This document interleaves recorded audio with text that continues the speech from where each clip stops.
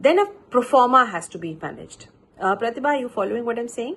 Can you tell me what the kind of data we have? Yeah, data can be prospective, it can be retrospective, and it can also be qualitative and quantitative, and yeah, mostly that. Very good, Pratibha, you're following very well, and I'll be explaining you more, but if you have any doubts, you can stop me any time in between. Am I clear so far? Yeah.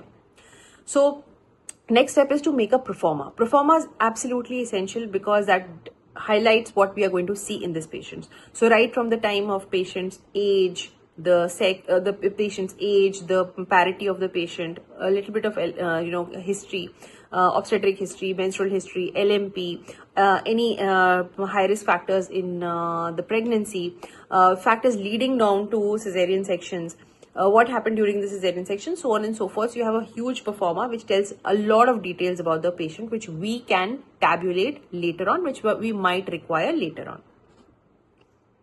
Once we do have all the data with us, then starts the data analysis.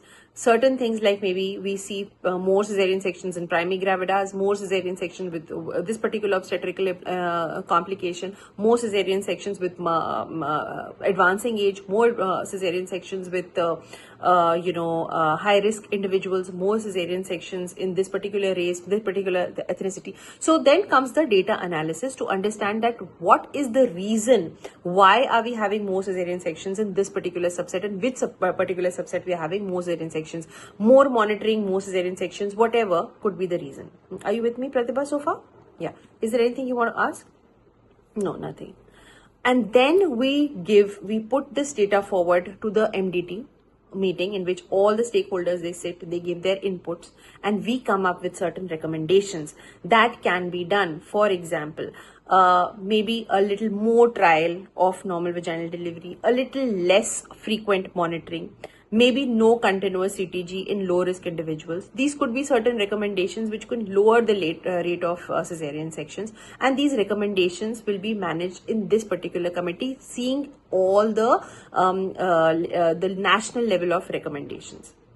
Is it understandable, Pratibha? Anything that you want to ask me? No, nothing.